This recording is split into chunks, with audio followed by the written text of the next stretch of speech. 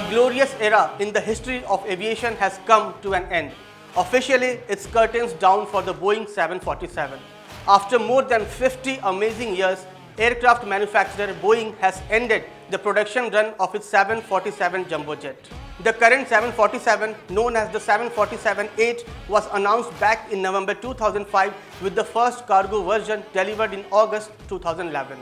The passenger versions of the 747 were retired from commercial fleets years ago, while the cargo version of the plane continued to fly. The 1744th and the last Boeing 747 will be delivered to cargo carrier Atlas Air early next year. Before that, it will be flown by a Boeing test pilot and painted for one last time. Today, we take a look at the history of this majestic aircraft that was affectionately referred as Jumbo Jet and the Queen of the Skies. No other aircraft in the entire world has had a majestic and regal charm as Boeing 747. The 747 was Boeing's first twin-aisle airliner, dubbed the Jumbo Jet because of its spacious cabin. The design was developed in the late 1960s, spearheaded by engineer Joe Sutter. It still towers over most other planes that are being manufactured even today. This long-range and wide-body airliner has taken on numerous roles as a cargo plane, a commercial aircraft capable of carrying nearly 500 passengers, and as the Air Force One presidential aircraft. The aircraft's second deck gave it a distinctive hump which had earned it the nickname the Whale. The 747's tall towers were as tall as a 6-story building. When it was introduced, the plane's 225 feet length dwarfed existing airliners. It was so enormous that to construct it, Boeing had to build a new 200 million cubic foot assembly plant in Everett.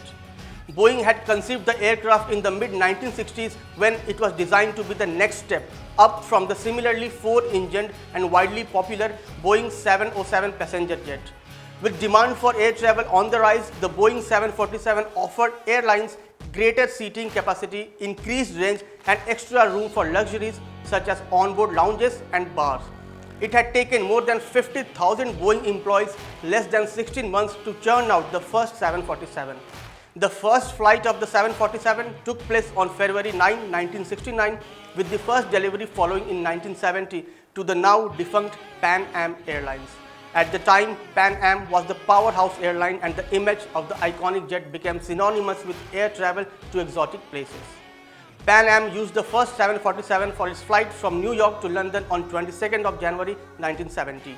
The 747's expansive interior has been repeatedly compared to a living room, complete with large easy chairs and space to stretch one's legs. A spiral staircase led to the upstairs lounge with space for a bar. The lounge was originally intended to be a place where flight crews could take a break, but Pan Am recommended a first-class passenger area instead. Pan Am's advertising from that early era shows the plane's economy section comprised 3 spaces appointed like living rooms, each with its own movie system. Being on the 747, the airline said, was like being on a cruise ship. The final 747 that rolled out of Boeing's assembly plant in Everett in Washington is a cargo freighter, the 747-8 variant, destined for Atlas Air. That might seem like an odd end for a fabled airliner, but in many ways, the 747 indeed sprang from plans for a massive military transport jet, a contract that Boeing did not win. Still, the company kept cargo in mind as it designed the new jet, including the ability to receive freight by hinging its cone-shaped nose. Importantly, Boeing used the advanced high bypass engine technology considered for the military plane to lift the immense new airliner into the skies with hundreds of people on board. And since then, it never looked back. But now its reign is finally over, and very soon the Queen of the Skies will no more fly and rule the sky.